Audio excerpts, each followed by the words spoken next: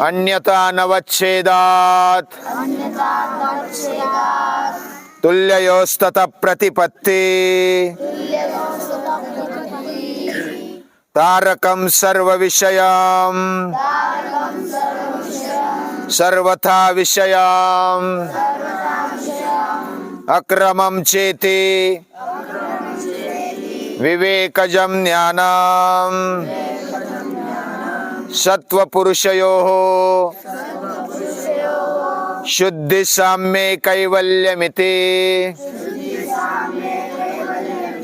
सत्वपुरुषयोः शुद्धि साम्ये कैवल्यमिति शुद्धि साम्ये कैवल्यमिति।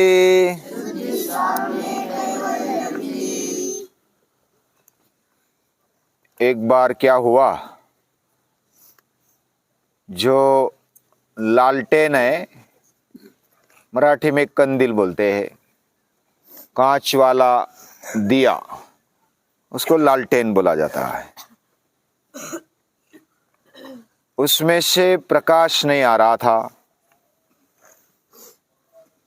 और प्रकाश नहीं आ रहा था, अंदर तो ज्योत जल रही थी लेकिन प्रकाश नहीं आ रहा था। तो जो जानकार था उसने क्या किया, दादी माँ,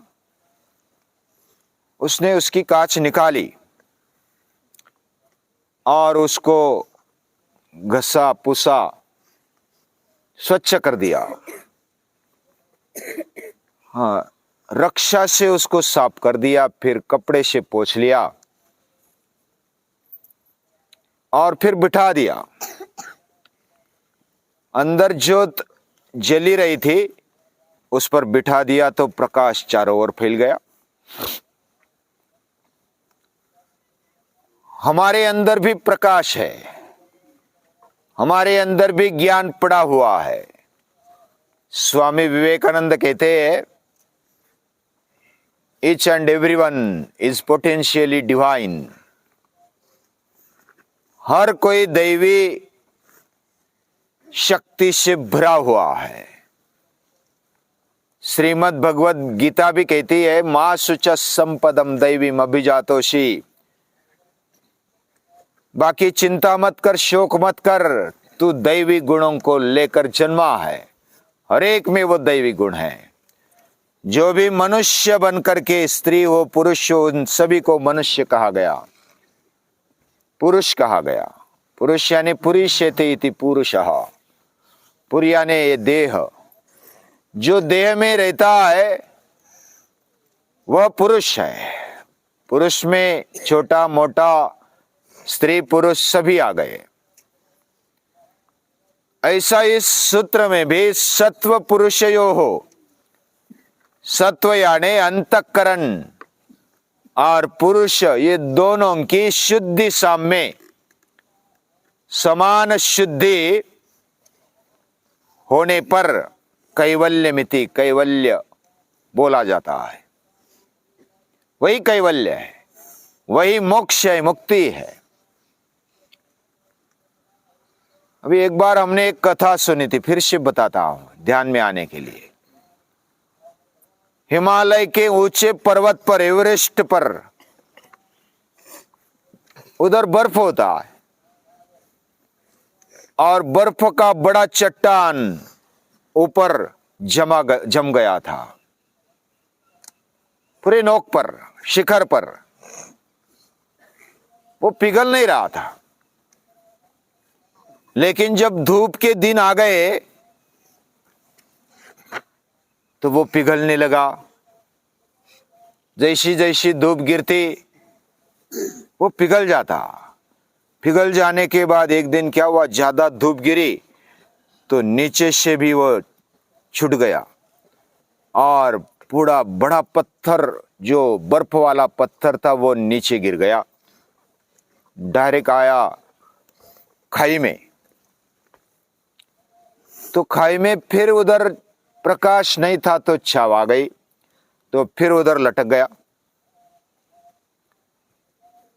फिर कुछ दिन उधर धूप आ गई फिर वो पिघल गया, फिर आगे चला, नदी के पास आ गया, नदी का उगम था उधर आ गया। फिर कुछ दिन जम गया, फिर सूर्य प्रकाश आ गया, फिर उसका प्रवाह जारी रहा। फिर वो बड़ा पत्थर है बर्फ का, वो पानी में बहने लगा,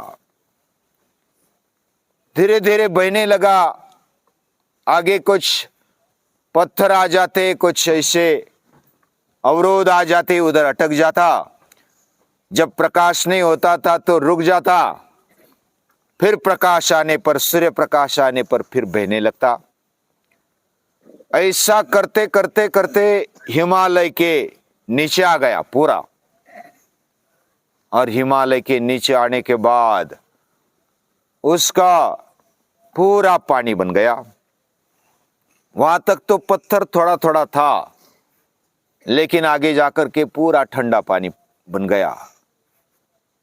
फिर वो हरिद्वार से लेकर के आगे आगे चला गया, तो आगे लोगों ने उस पर नहर बनवाया था और कुछ बांध बनवाया था। तो बांध में अटक गया, पानी बन गया लेकिन बांध में अटक गया। तो नहर से फिर आगे चला, खेतों में चला गया। खेतों में उधर गया तो हरा भरा पूरा वातावरण बना दिया। उसका कुछ भाग जो बांध में था, धरण में था, वो फिर नीचे चला गया। ऐसा जाते जाते जिधर भी पत्थर अटकता उधर रुक जाता, जिधर भी बांध अटकता रुक जाता। सृष्टि हरी भरी कर देता, सुजलाम सुफलाम स्वर्ग जैसी पृथ्वी बनाते बनाते वो आगे चला। कहाँ जाना था उसको तो समंदर जाना था, अपने माता पिता के पास जाना था। लेकिन बीच में अड़ा दिया गया तो उसने किसी को रोका टोका नहीं। वो अड़ा देता, छोटा पत्थर होता तो धकेल देता, बड़ा पत्थर होता तो साइड से निकल जाता। बांध बना देते तो फिर नहर से चला जाता और पूरी सृष्टि सुजलाम सुफलाम हरी भरी कर देता। उसने कभी किसी का ऐसा निंदा स्तुति नहीं की। वो चलता गया और बाद में समंदर में मिल गया। हमारा जीवन भी वैसा ही है। हम जम गए हैं सूर्य प्रकाश के बिना। हमारे जीवन में से साधना चली गई। साधना जब चली गई तब हम रुक गए। यानी सूर्य प्रकाश हम तेज के साथ जब जुड़ जाते हैं, हमारा योग बन जाता है, तो हम रुक जाते हैं। यानी पहले पर्वत पर जो पत्थर था, बड़ा पहाड़ जैसा पत्थर था, बड़ा बर्फ का, वो पत्थर सा बर्फ जब सूर्य प्रकाश के सानिध्य में आ गया तो वो फिसल गया। उसको लगा कि अरे मेरी तो अवनति हो गई। लेकिन जब नीचे आ गया, सूर्य प्रकाश का संपर्क टूट जाता तो रुक जाता, और सूर्य प्रकाश का संपर्क आ जाता तो बहने लगता। हमारा जीवन भी कोई महापुरुषों का, सद्विचारों का संपर्क आ जाता है तो हम बहने लगते हैं, हम शुद्ध होने लगते हैं, हमारा जीवन पतला होने लगता है। तो ऐसे आगे बढ़ता बढ़ता कोई अवरोध आ जाता है, कोई पत्थर आ जाता है, कोई सामने आ जाता है, तो उसको वो नाम नहीं रखता, उस पर वो क्रोधित नहीं होता, उसकी निंदा भी नहीं करता, स्तुति भी नहीं करता। जो भी परिस्थिति मिले अपना काम करते रहता।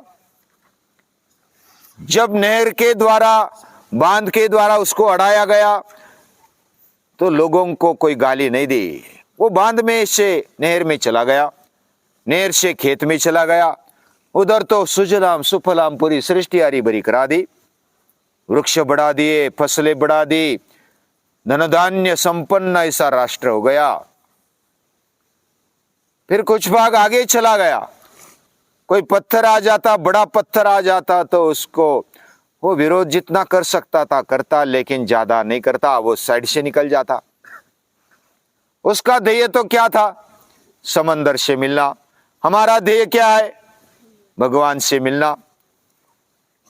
तो भगवान या तो परमात्मा शक्ति वह समंदर है और हम उसी के अंश है। उसी के अंश, जब सूर्य प्रकाश के कारण हम बाप बन गए थे और वह हिमालय पर गिरे तो वह पत्थर बन गए। तो वो पत्थर धीरे धीरे सूर्य प्रकाश की आराधना से, सूर्योपासना से वो आगे आगे बढ़ता गया। हमारा जीवन भी जैसे हम साधना करते जाते हैं, तप स्वाध्याय ईश्वर प्रणिधानानि क्रिया योग, ये क्रिया योग कर लिया, क्रिया योग में अष्टांग योग कर लिया, योगांगानुष्ठानाद अशुद्धि क्षये, ये अष्टांग योग की साधना करते करते जब अशुद्धि का क्षय हो रहा था तो हम आगे बढ़ रहे थे।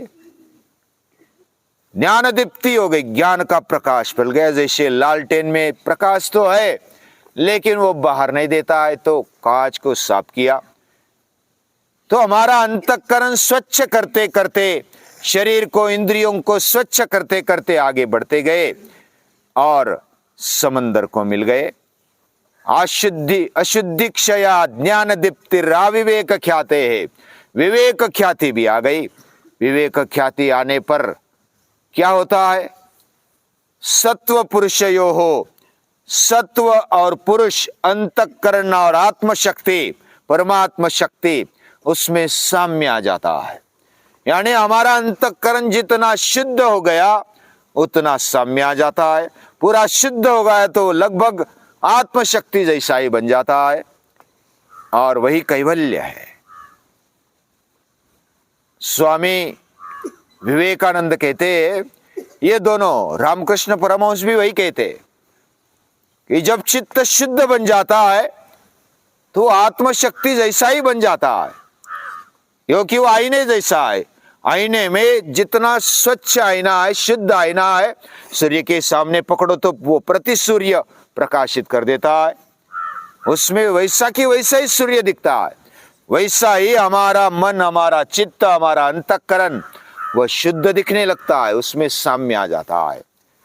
सत्व पुरुषयोः शुद्धि साम्य कैवल्यमिति, ये जो विभूति पाद है ना, इसमें बहुत सारे शक्तियों का उल्लेख किया महर्षि पतंजलि ने। इसमें अलग अलग वैभव बताया, ये कितना खजाना भरा है योग में, ये बातें बताई। ऐसा खजाना हमारे जीवन में भी मिलता है जब हम अपने आप को शुद्ध बनाते जाते, शरीर शुद्ध बनाते जाते, इंद्रिय शुद्ध बनती है, उनको एकाग्र करते मन के द्वारा।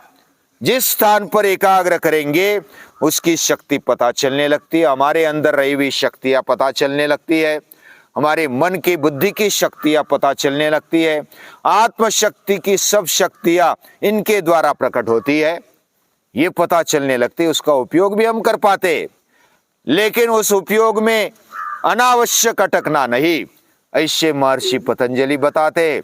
और कहां तक जाना है? सत्व पुरुष जब तक समान नहीं बन जाते, जब तक अंतःकरण की शुद्धि नहीं होती पूरेपूर और वह विलीन नहीं होता आत्मशक्ति में, तब तक उसको शुद्ध बनाते जाना है। और जब शुद्धि साम्य कैवल्य में थी, वही कैवल्य है, वही अंतिम धाम है। यद गत्वा न निवर्तन्ते तद्धाम परमं मम। और इसको कैसे पाया जा सकता है? उद्धरेद आत्मनात्मानम अथ योगानुशासनम, ये गीता भी योग शास्त्र है और महर्षि पतंजलि ने बताया हुआ ये भी एक योग शास्त्र है। ये योग शास्त्र क्या बोलता है? तुझे खुद उठना है, खुद आगे बढ़ना है और खुद अपना मित्र बंधु बनते हुए अपने आप को शुद्ध बनाते जाना है। कायेन मनसा बुद्ध्या केवलैरिन्द्रियैरपि योगिनः कर्म कुर्वन्ति संगम त्यक्त्वा आत्मशुद्धये। आत्मशुद्धि के लिए योगी अपना कार्य करते रहता है, शरीर के द्वारा, मन के द्वारा, बुद्धि के द्वारा, इंद्रियों के द्वारा। जो भी कार्य योगी करता है केवल आत्मशुद्धि के लिए करता है। ऐसी हमारी भी आत्मशुद्धि हो जाए, ऐसी प्रार्थना करते हुए परमात्मा शक्ति के पास प्रार्थना करते, उसको नमस्कार करते हैं।